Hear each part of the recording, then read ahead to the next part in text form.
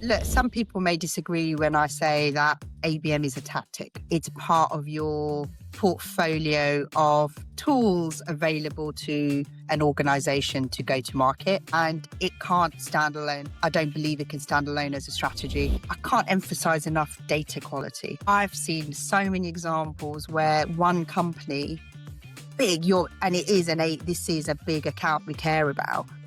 It appears in like 5 or 6 different versions of that company name, not only because they operate in many different countries, but they're labeled in different ways in different countries. So data quality is a big problem. Big problem. Everything we've all dreamt about in marketing with personalization at scale, one-to-one communication, we know that feels like the right thing to do, but it's been, frankly, almost impossible to see that happen in real life. I think AI enables that now. The speed of personalization, of content creation is going to really help teams. Well, hello everyone, and welcome back to the latest in the award-winning OnBase podcast series. I'm your host, Paul Gibson, and we always look for different topics to discuss. So I'm excited today that I'm talking with Tejal Patel, who is founder at Stanford Bridge Partners. And the topic we're discussing is a really great one. Why ABM fails at big tech, lessons in aligning sales, marketing, and intent data. Conversations I have day in, day out. So I'm really excited for this one. Tejal, thank you very much for joining us today. Excited to get you on the show, and welcome. Thank you so much for having me. Excited about our conversation today. Excellent. So it's a really good topic, but before we get into it, I always like to get a bit of a background check. So you've worked with large tech brands, small companies, etc. over your time. Do you mind just walking us through your career and how these experiences shaped your perspective on things like ABM, GTM, and where you are today? Yeah, of course. So I think more relevant for your listeners today is my most recent experience has been at Cisco. I spent 8 years there. And that's actually my first B2B company is literally landing into a big tech firm like Cisco. But I spent 20 years before that in B2C, e-commerce and retail, other tech companies like Microsoft, Nokia. So a lot, probably 20 odd years of my career has been in tech. A lot of that has been in B2C. And I think that brings and gives me a very unique perspective coming into the B2B world where, frankly speaking, I think customer centricity is a very new, phenomenon in the B2B world, in my opinion. But getting there, and I think, companies like yours really do help dial up how do you become more customer centric and how do you think more about intent. So ABM, getting a bit more specific there, my experience has been, I think, more learnings when I worked at big tech like Cisco. And then now I have been consulting and run my own consulting practice for the last year. And have done a bit of work with B2C clients as well, but mostly leaning into B2B. And I've worked with kind of smaller enterprises all the way through to the large kind of almost Cisco size clients as well that I work with. And I'm seeing a lot of interesting trends around how is ABM really being executed? What are the pitfalls? Where am I seeing it work well? So yeah, looking forward to digging into that a little bit today. Yeah, that's a really interesting background as well, because there's so much that was done in B2C that B2B are going, right, oh, we should be doing things like that. And I do hear, and we'll talk about it during the conversation today, I'm sure, often B2C stuff comes across to B2B that actually isn't relevant. And I think some of the measurements that are being used are still B2C focused. And like, I get a click on an ad, great, but from who? It doesn't matter in B2C, but in B2B, it really matters. Anyway, we'll touch on that as we go through. Looking back then, what was the moment from your perspective where you realized that ABM, ABX, whatever we like to call it these days, as a standalone strategy often falls short for large enterprises? I think some people may disagree when I say that ABM is a tactic. It's part of your portfolio of tools available to an organization to go to market, and it can't stand alone. I don't believe it can stand alone as a strategy. You've got to, I don't like talking about the funnel, but everyone still talks about it, right? That you've got to have your awareness, for coming from a consumer world. if you don't have awareness, no one's going to think about your product. If they're not thinking about your product, they're not going to consider buying from you, and they're never going to come back and buy again. It's pretty simple, whatever you're buying, whether you're buying a pair of cool trainers or you're going to buy some expensive tech for your company. Every human's going to go through that process, and just honing in on, right, I'm going to do ABM and I just want to sell to these people. And I think it's a great opportunity for marketing to align with sales. But unless you're doing those other things where you are known as a company and as a brand and you're trusted and you stack up against your competitor set, then how do you hope to sell more? Even if you know you've already had one customer buy from you once or one product, that doesn't necessarily mean they're going to come back and buy again and again or buy other products, right? And that's what ABM's trying to do, buy more at the same account, more often, broader range of your products, and keep coming back. I know I've simplified it a lot, but that to me is the reason why you need to be thinking about your messaging on a regular basis. Proverbial only 10%, we've all heard it, are in the market. So are we actually saying we don't care about the 90% because you know what? They don't hit my quota for this quarter. So forget about the 90%. Well, no, you've got to constantly be nurturing them. So I think talking about things like nurturing, what is your nurture strategy? What is your brand strategy? What are you doing to build those intent signals that will show you actually their behaviors and what they're interested in? And then you can dial up your ABM strategy because that's telling you the accounts you really care about. And then everything else that goes with ABM. So yeah, I would say that's kind of my opinion around how ABM fits in with the rest of your marketing strategy. Yeah, it's really interesting because ABM as an acronym has actually got a bit of bad press over the years because it's that, marketing thing for a start. I mean, my old view on it, it doesn't really matter what you call it. If you're a B2B and you're spending any of your time, budget and resource focusing on companies that you can't sell to or you don't want to sell to because you can't deliver true value, it doesn't make any sense. Everything else is B2B marketing or account-based marketing, and that works for sales as well, ABX. right? It was called ABX for a while at Cisco. Exactly, and it's not just a marketing play, right? Because if you're focusing on the right things, you're delivering the right pipeline to your sales team, and then the sales team get much better close rates, etc. So it's very much a sales and marketing play. And again, I'm sure we'll touch on that as we go forward. But yeah, I think a vital part of, but not the only part of how you should work as a business. Yeah, targeting is, I think that, if I'm honest, when I was at Cisco, that is what was happening with ABM. It was really, it was a target account list that was added to media efforts or to advertising efforts, but it wasn't marketing fully in all aspects of marketing that it should be. So yeah, I think that term is very loose. I don't know what else you call it. I'm sure it's time to reinvent it at some point. Yeah. And then ABX as well is, that was also something that was rebranded at Cisco.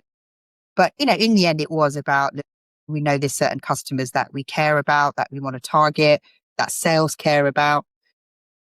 And we'll talk about this, I'm sure, further. But unless you've got alignment on those accounts, the account lists, and I work with clients today where there's still none of that alignment. I've been at the big company I worked at before where that was really hard to get that full alignment on. So, then I question, well, why are you bothering with it at all? Because if you don't actually have a set of accounts that you're all agreed on, that these are the ones that matter, and what's your data to back up why they matter? What are your goals to grow those accounts? In which areas of your product portfolio do you need to grow them?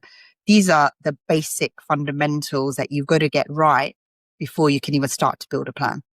Absolutely. Yeah. And I'm sure as we go through this, we're going to dig into the more detailed, insights on it. But obviously you worked with smaller companies in the past as well. So how has your experience with those influenced your belief in the power of alignment and in intent-driven marketing? So I think more recently, my smaller company experience as an employee was in B2C, so probably not relevant here, but I see a lot more as I do my consulting work now.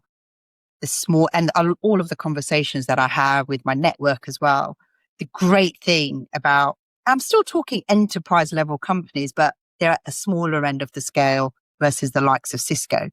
What I notice is the reason they are successful is, frankly, there's less people in the organization. You've got less layers, less silos, and you actually move with agility. Probably less bureaucracy. Well, actually, not probably, 100% less bureaucracy. And so that first fundamental thing I mentioned is, are you aligned on who those accounts are? I know it sounds really basic, but that is a really hard thing to get right at the largest Uber enterprise companies that I'm talking about. They can't get that alignment. They're still trying to figure those out, and they've already started activating. I see real examples of that. But with smaller companies, they get that alignment. They are able to create content on the fly themselves in their teams, with which was going to align with those accounts that they're trying to target, with the messaging they're trying to get out with. And they're getting it out of the door and executed really fast. And sales are seeing an uplift in their pipeline as well. So I think, it's much closer to the spirit of ABM in smaller companies than I'm seeing in the larger ones. And the smaller tech, so I'm talking tech because that's most of my background, but the smaller kind of companies are, it's not perfect, right? They don't have specialisms. They don't have web specialists often. I mean, I've come across plenty of companies in recent times, but they don't have orchestrated customer journeys, omni-channel experiences. These were really, really important when I was at Cisco, and I was part of a digital team establishing these journeys when I first joined Cisco.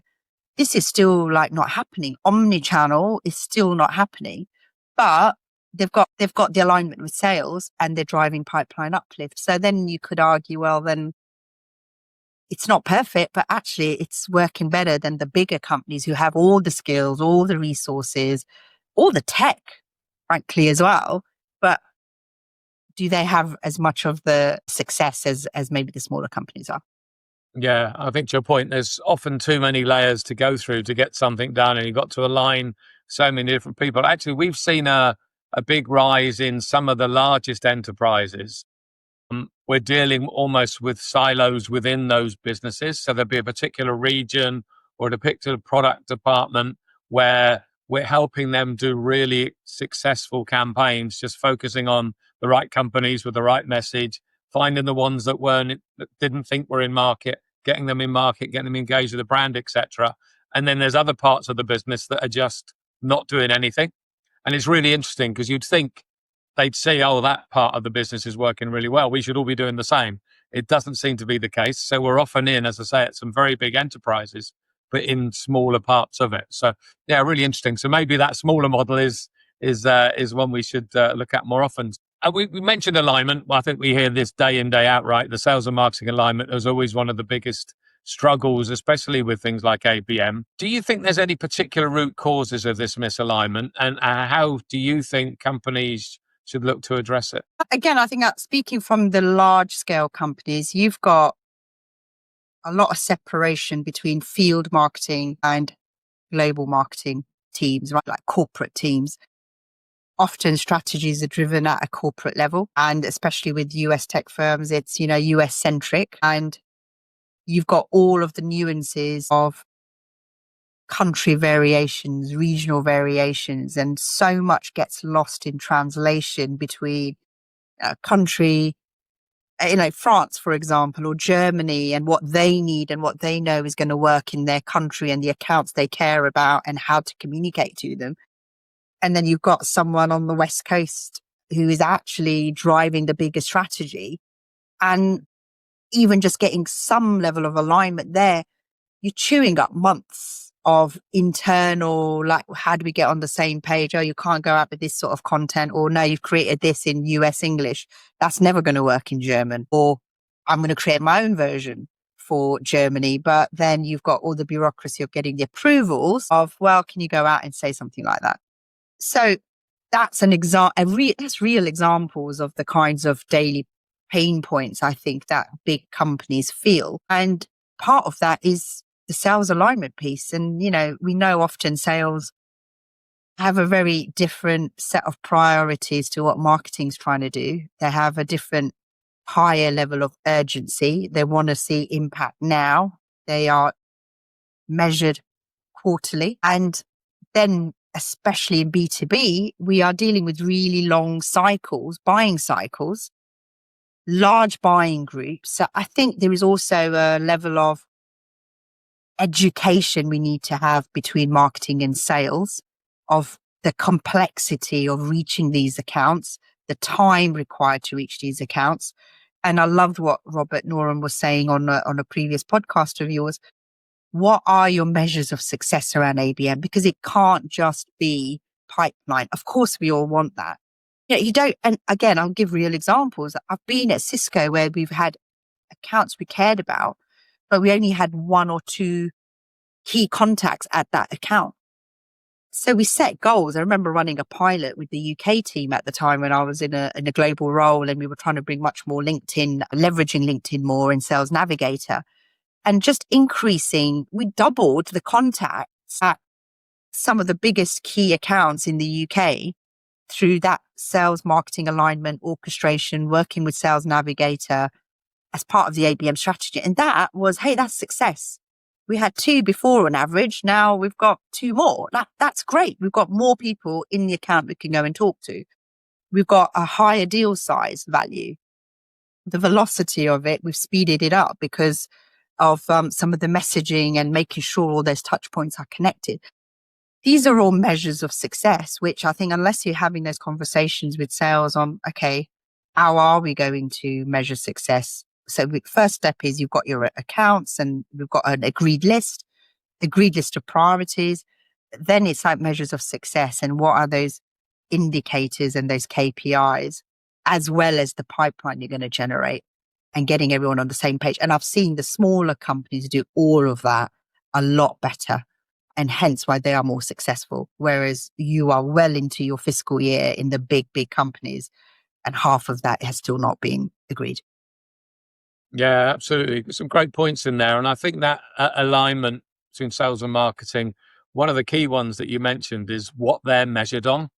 And it's the frustration of I've sat in meetings with customer sites where sales and marketing are in there, and you still get the old conversations around, well, I gave you 1,000 leads last quarter. That's what I was targeted with doing. And sales say, yeah, but 950 of them were rubbish.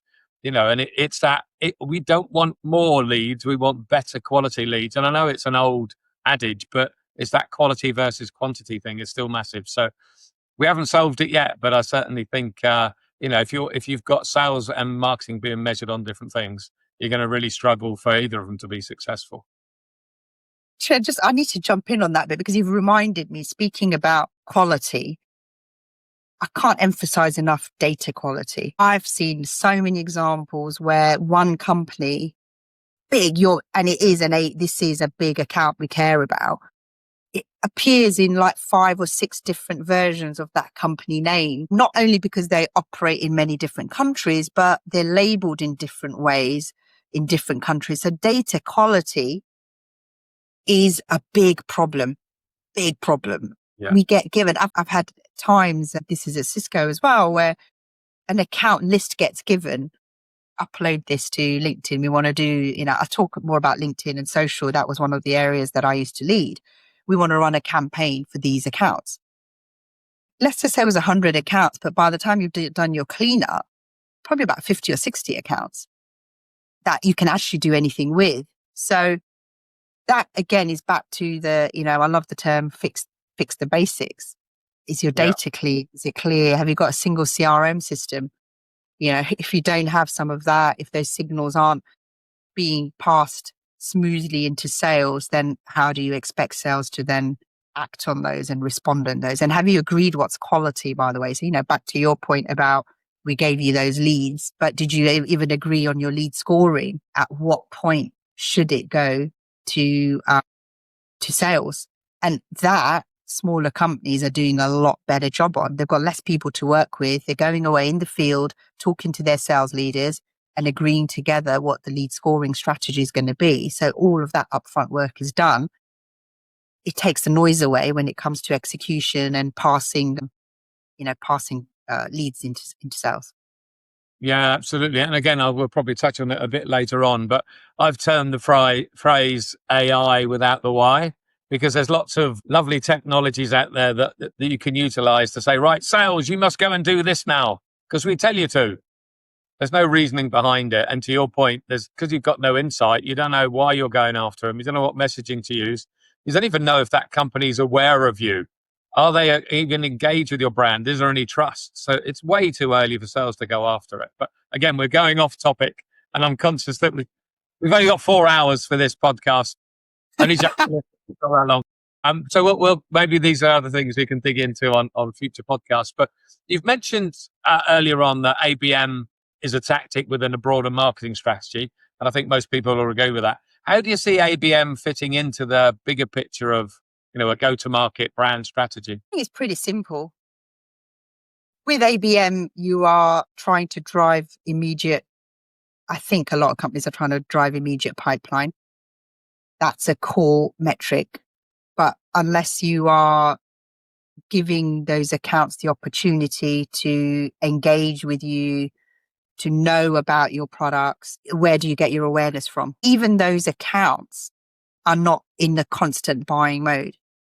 Even if the only thing your company does is ABM, only 10% of them are going to be buying in this moment. And the rest of them are, if you're looking at an 18-month or a year-long buying cycle, the account you care about today is thinking about buying for next year.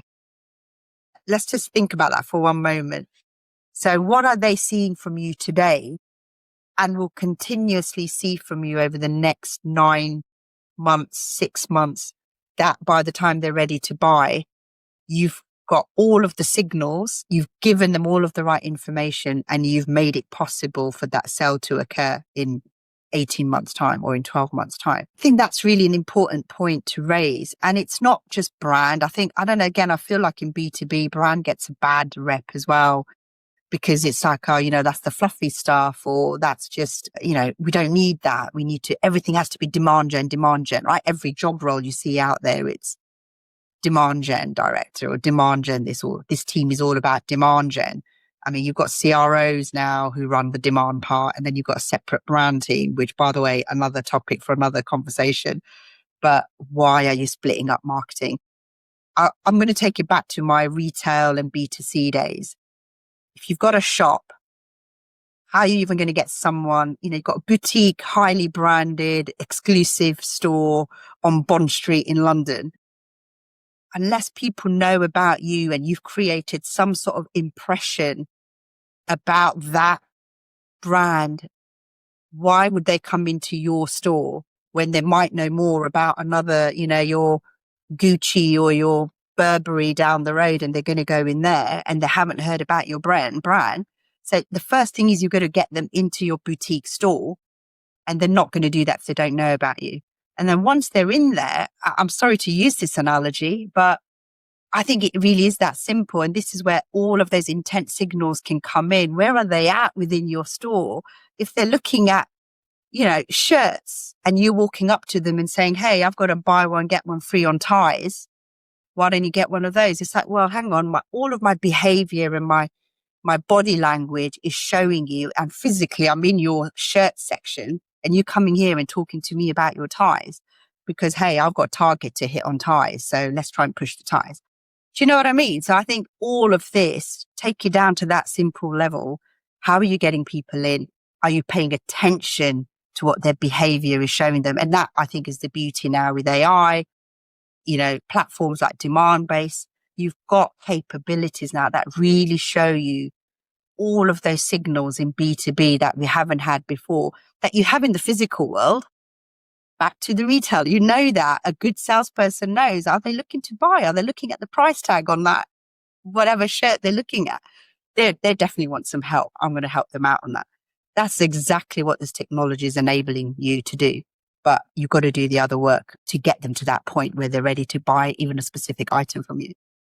Yeah, yeah, great points again. And it's interesting. I had a podcast a while ago where we had a whole discussion on brand and the importance of brand. Because if you haven't got trust, if you haven't got awareness, doesn't matter how good your salespeople are, they're not even going to get in the door. But then the whole discussion was around brand for brand's sake or brand to the right people. And what I mean by that is, let's assume I sell into financial institutions and I get French Connection to click on my advert. Great that I got French Connection clicking on it, but it's a false positive because I can't ever sell to French Connection. But it might drive them to the website. So again, the website traffic goes up. That's great, but it's a false positive because they're never going to buy from you. And then that ends up in pipeline and sales get excited because that really big brand name French Connection's there. I'm going to go and sell to it. 99.9% of the time they can't sell to it. So that's wasted time and effort. But probably even worse, if they do manage to close French Connection, you sell a product that works in financial institutions. So you can't get value and it will churn. So there was a whole discussion around brand for brand's sake. You want to get your brand aware, but surely only in those companies that you can sell to. And you waste a lot of time and effort on marketing and brand awareness to companies that at the end of the day aren't interested in you anyway.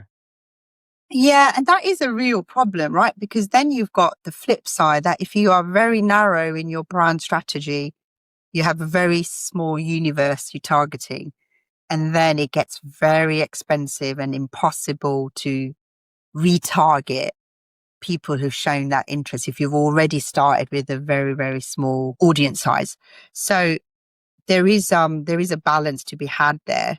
What is going to be most cost effective? I think it's expensive and very difficult to scale if you're going to be really, really niche in only going to go after this particular, I only want to talk to French Connection. But actually, how do you go out and say, actually, I'm interested in the entire financial services or entire retail brands, and my personalization, that's another thing I'm sure we'll touch on. Personalization strategy doesn't need to be to Barclays Bank. Your personalization can be to all of the financial services institutions and the similarities they may have in their pain points or whatever is going on in that industry that your offering and your solution can connect with. So I think it's back to being customer centric. But the question is, do you need to go down to this is the only customer I care about? Or actually, can we at least take it up and say, look, we can do something great for this whole industry. They all have common pain points. We have a great solution that we can address those pain points. Let's start with our strategy there. So I think I'm talking there, you're kind of one to few versus going down the one-to-one path, which I think is very, very hard to scale. Yeah, and I think that was always the big ABM discussion. Is it one-to-one or actually is it something that you can scale while remaining relevant and personalized? And that's where I'm going to blow my own trumpet. Technologies like demand-based really came into their own because take that philosophy of ABM and then scale it across a larger set of accounts. And that's a really good topic actually to focus on now. If we think about large enterprises, they will invariably be targeting a bigger set of accounts. What do you think the biggest challenges are in maintaining their focus and delivering that personalized experience when you do that? I think it's messaging is important. For an example, smaller companies I know for a fact are really strong in their product portfolio. They are the leaders, but they don't have clearer ways of highlighting their USPs. And so they're kind of missing out on that strength of their messaging. So I think that consistency is really, really important. Dialing up what is the uniqueness of what you have to offer. And then on the focus side is that clarity of your strategy of what are the pros and cons of going one-to-one, one-to-few, one-to-many. I think one-to-many is where more of the companies are operating. It's more scalable. Back to, are you constantly being customer centric? Is your messaging in some way relevant? Are you segmenting it? I was having a conversation yesterday with one of my clients about, and they use demand base, is at least segment your audience by where they are on their journey. What are can you pull them together based on what about their intent?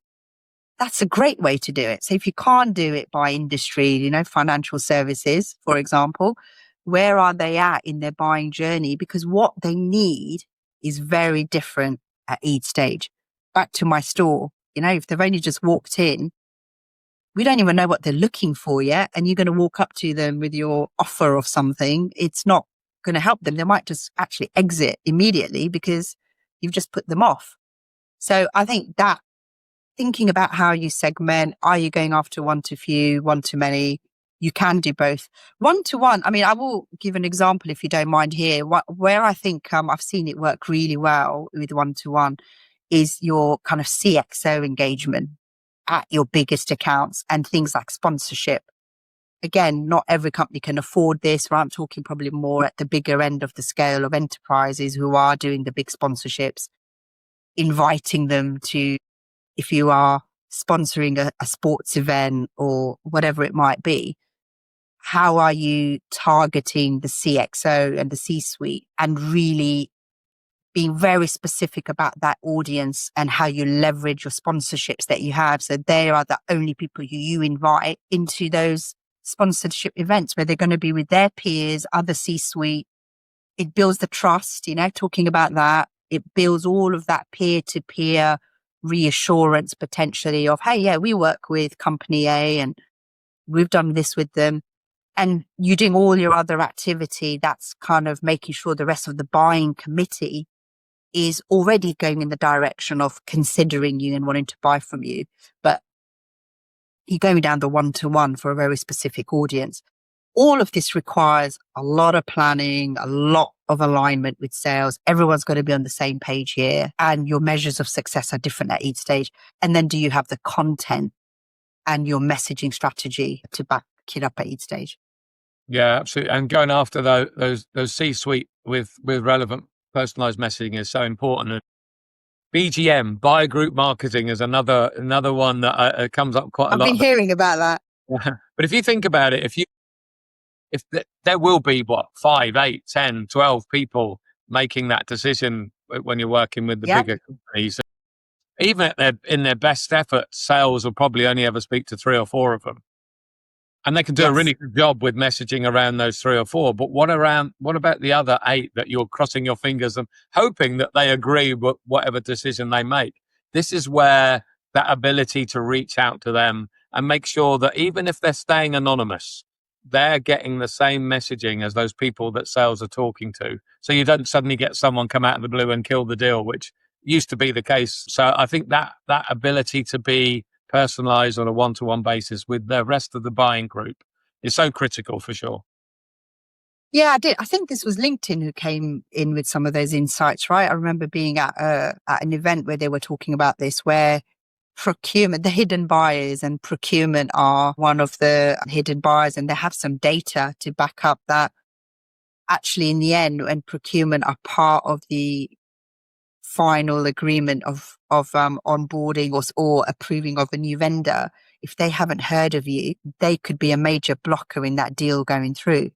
So that's pretty scary because, how often are procurement in any of your audience targeting strategies? So yeah, I think that upfront homework as you go after these accounts, what does that buying group constitute of? You're not necessarily going to be able to target all of them, but that's how you end up with broader messaging then and having to go broader out.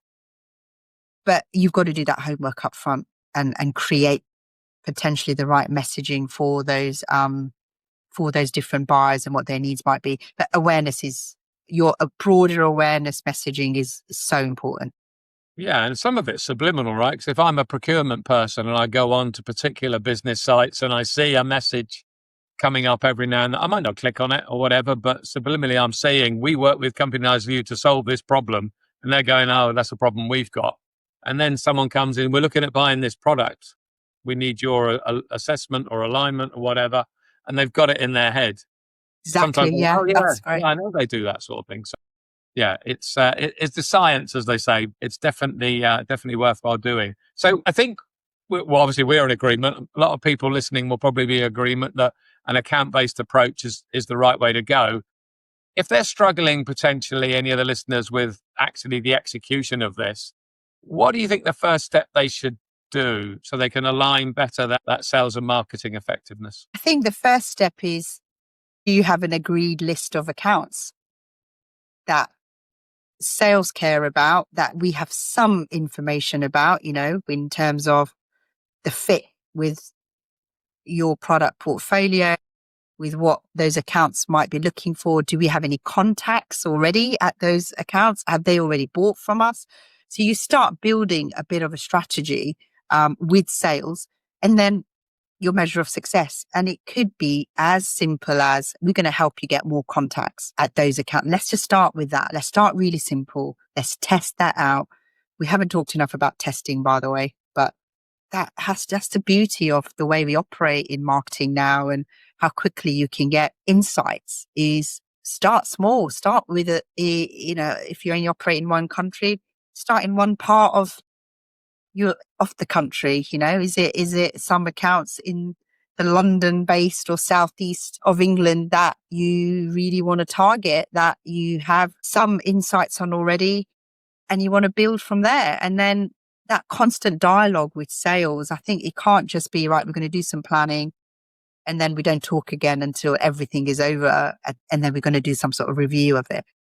Can you have a regular, constant conversation? Did this work? Was this the right quality? Or should we go back and try it again? I think putting marketing on a more even footing with sales, we're not just a service provider or here's a banner ad, or here's an event that we're doing for you as marketing people. We're going to work in partnership. We've got access to amazing tools, that gives us insights, signals, which, imagine 10, 15 years ago, even, where you could say to a salesperson, I've got all of these signals that shows how interested this customer is. They'd have been crying out for that, because it makes their job easy. So saying, look, we've got access to all of this. Let's check, actually, are these signals really correct? I think that is where I would say your starting point is. It's not technology. It's not even, I wouldn't even say have a pipeline target. Don't do any of that. Just get aligned on the accounts. Have a testing strategy and a plan, and talk regularly. Sit with sales, talk to them daily. Yeah, it makes a lot of sense. And actually, what we're seeing working really well with some of our clients is marketing are saying to sales, hey, just to let you know, XYZ organization has shown really good buying signals around that. They don't know us. They've never come to our website yet. So it's too early for you to engage with them, but I'm just letting you know that this is what we're doing. They appreciate that. But then a month later, they say, oh, by the way, that company's now come to our website. They just read that white paper. They're going to attend our event next month. Get ready, because I think there's something coming here. And then the next one is, hey, guess what? They came to that event. They actually loved it. Now's the time for you to reach out. And by the way, we're talking to the rest of the buying committee at the same time. Sales suddenly think, wow, this is a genuine partnership. This isn't just throwing leads over the fence and letting us get on with it. So Yes. 100% Yes. aligning there is critical. And I think smaller companies do a good job, again, just back to that. But there are examples I've seen where there'd be big campaigns going out and sales haven't really been made aware of it. Even if it's awareness activity and you think, oh, well, sales aren't really interested in this, they need to know about it, because they just do. It's part of building that trust internally. We talk about trust with customers and in B2B buying motions, how important that is. But you've got to start with building trust internally. Absolutely. So we've talked a little bit about intent data and the importance of understanding who's in market, what their messaging is. If there's organizations trying to integrate that intent data into their DM strategies so that they convert that awareness that they're seeing into pipeline, any advice? You've got to prioritize first party data as much as possible. I think you've got to build out those signals and then layer in some of the external intent signals that you might be getting as well through other platforms, other activity. Map content to those signals. Again, can you group your accounts by their intent and then provide the messaging on that basis? But data is super important, first party data, but then back to the quality of your data. Really, really, really important. I can't emphasize that enough. We talked earlier about AI. And you said AIY, I think it was, wasn't it? AI with the Y, yeah. AI with a Y, that's right. If you don't have good quality data as your foundation, even if you're going to then use AI, you got put crap in, you're going to get crap out. It is literally as simple as that. So I think that's why some of these kind of foundational things are really important, and the data component. Yeah, I mean, we know so much about first party data. Google's kind of reversed its whole strategy around all of that now. So I think people are panicking less about it, but you need to, you've got the opportunity with all of this. And I think with the likes of demand based to build out on your first party data. So that has to be prioritized. Yeah, agreed. We talked about brand earlier and the importance of brand supporting ABM efforts.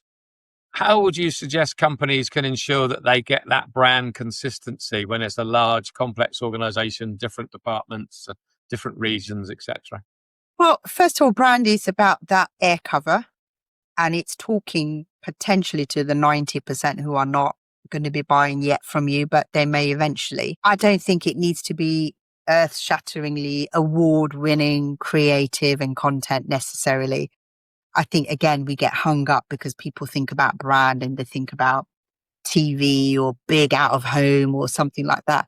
It isn't actually. It is broader messaging that's about you and your company. It's things like thought leadership. It's things like case studies, peer to peer kind of content and recommendations, and everything around trust and credibility and your reason to be in this space and what you have to say about it and why you're an expert as a company in whatever product or service that you're offering. And being clear about that, and then having that as an always on messaging strategy.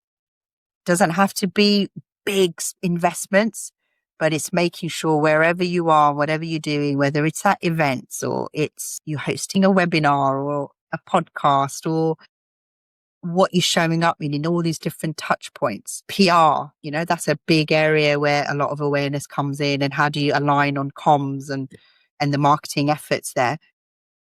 Those carefully thinking about that and having that as something that runs in parallel to your demand activity is the way to think about it. I think dropping in once in a while, if we want to just go and do a new brand campaign, but we're only going to do it for 2 weeks, we're only going to do it for a month because that's all we can afford, I don't think I bother with it.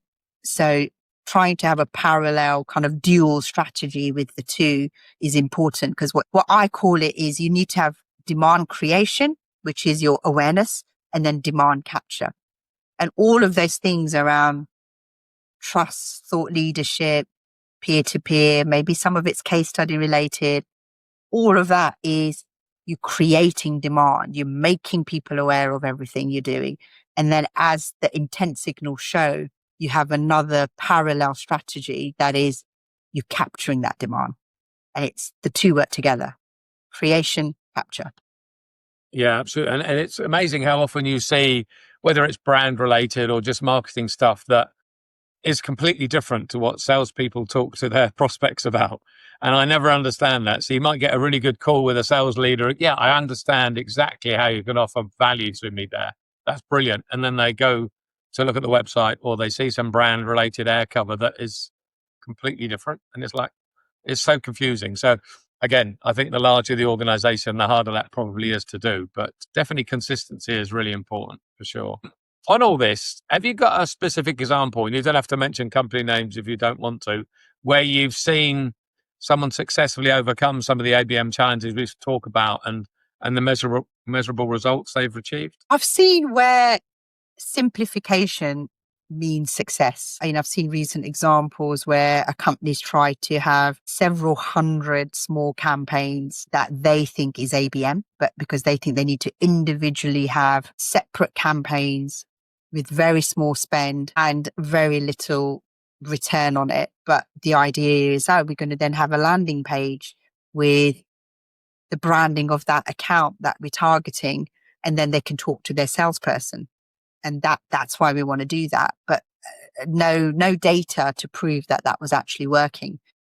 And that was consolidated into fewer campaigns. Let's organize them, like I was saying earlier, by these are all financial services, or these are all, retail clients, whatever it might be, or retail businesses accounts, and create a bigger pool, but reduce your number of campaigns. And I noticed with that they had clearer measurement after that, stronger engagement, faster pipeline, and better bang for their buck. And that wasn't about tech, wasn't really about creative. It was about simplifying what they were doing and just creating better programs that way. So I think the simpler you try and keep it, the better it is.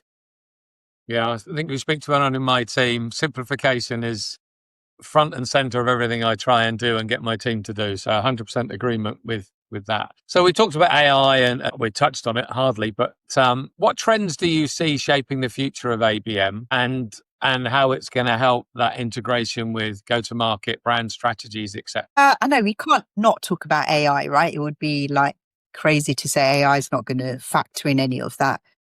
I think everything we've all dreamt about in marketing with personalization at scale, one-to-one communication has always, we know that feels like the right thing to do, but it's been frankly almost impossible to see that happen in real life. I think AI enables that now. The speed of personalization, of content creation is, I think, going to really help teams. And I think, in things like sales enablement, it will help. Exactly as we were talking earlier with, you've got some sort of brand activity or awareness activity, and then imagine you've got loose connection of that to an email that the salesperson's sending out, or a LinkedIn email, an email that's being sent out to someone they've never contacted before, they don't have as a contact, but we know they've been exposed to that messaging. Having that alignment in messaging, that the power of that, I think AI is going to really help with. But on anything else, you've got to have the data quality. Otherwise, I don't think you're going to get great outputs. I'd love to say and think that as we get more data, more insights, more learning, more about intent, we become more customer centric. Because I think B2B still really, really suffers with not being customer centric. It's about being sales centric or pipeline centric. But are we really matching those signals, the customer care about, their pain points, and then matching that with how we communicate and speak with those customers in a way that it really resonates with them and they really care about it? Otherwise, it's just spam, in my opinion, it's just spam. So I think we're hopefully entering a much more customer centric approach to ABM and to marketing. And then data integration, I would say, is the other area that I see with trends. Much more opportunity, better alignment, everything more singularly in a place, like in a single CRM, where you've got everything packaged in a way that you know exactly where that account is in their journey. What have they consumed? What have they interacted with? What are they? Predictive analytics as well, right? What are they likely to do next now because we have all this other data? I mean, all of that just sounds super exciting to me if you can get it right. But if you don't have a clear strategy and you don't align with sales from day one, then I think you can have all the tech in the world and all of the best AI tools. None of them are really going to amount to much without those basic things. No, again, great points. And I think that ability to take all of that stuff about someone from your CRM, market automation, whatever tool it may be, combine it with all of that anonymous stuff for the people you don't know, but are equally as important, gives you that true 360-degree view. And that's where you're going to have that ability to say, right, we're going to go after these people, and this is the reason why we're going to go after them. This is the messaging. This is when you come in. This is when we do our bit. It's critical, right? Because if you've got disparate systems in there, you've got silos of people doing different things, it's never going to be a coordinated approach. And to your point, it's not going to be customer centric. So that's so important. Yeah. And that's the big problem in big companies. I think we've got a little lag there, haven't we? Yeah, carry on. I was just going to say that I've seen in the big companies is where the legacy big companies, they've got so many disparate tech, not talking to each other, layer on layer, using one piece of tech for one thing here, but it could do more, but not quite in the way you want it. So you've gone and either bought something else, which that first piece of kit could have done for you. Or I've seen lots of examples. Well, actually, no, we think we can build it ourselves. So we've got all the tech skills. We're going to just go and build our own bespoke version. And then you've got all the problems of keeping that updated and how does it connect with everything else? And that becomes so difficult then because you don't have the single view and all of those future things that we just talked about and those future trends and opportunities are going to be that much harder. I think that's a problem for the really big companies though. And the beauty of the smaller companies is they are building out with the right tech to start with. Yeah, absolutely. Absolutely. I mean, this has been a really good session and I'm conscious we said, will we have enough talk time? Well, we've got plenty of talk time. So I just, a couple of quick things at the end then, if I may, Tejal. You sound like someone who consumes lots of content.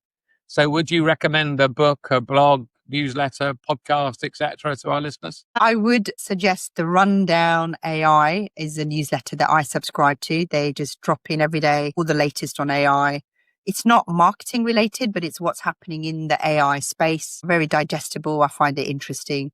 I follow a lady called Lisa Adams on LinkedIn. She is very forward thinking around AI and marketing strategy, go to market, what future teams will look like with AI embedded. I find that very educational. And then a third one, a long-term favorite of mine is Harvard Business Review.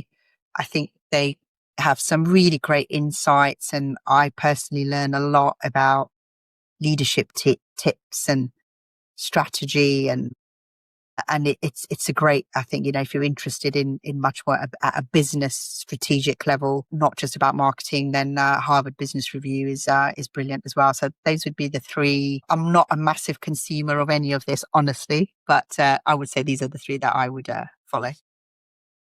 Excellent. Definitely worth checking out. Thank you. And I'm sure you've been a great guest. So I'm sure that actually we've only scratched the surface.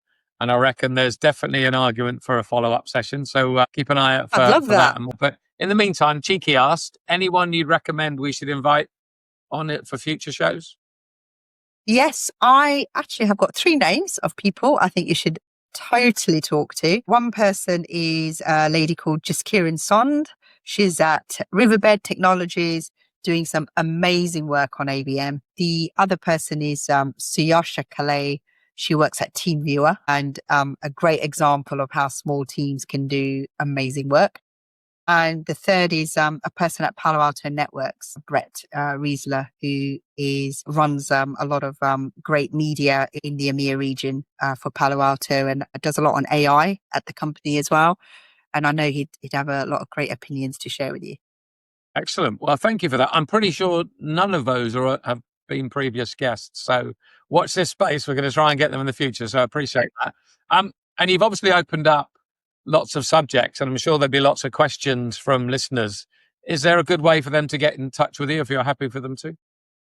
Yeah, LinkedIn is probably the best way. Connect with me on LinkedIn. If you've got any questions, you want another conversation, very happy to. I'm pretty active on there. So that's probably a good starting place. Fantastic. All right. Well, listen, you've been a great guest. I've really enjoyed this. And as I say, I think there's room for more to come. So thanks very much for your time. I hope listeners have enjoyed the episode as well. And don't forget, there's nearly 600 others in the series out there. So make sure you check them out. But for the meantime, thanks, Tejal. Really good session. And thanks everyone for listening. Until the next time, cheerio.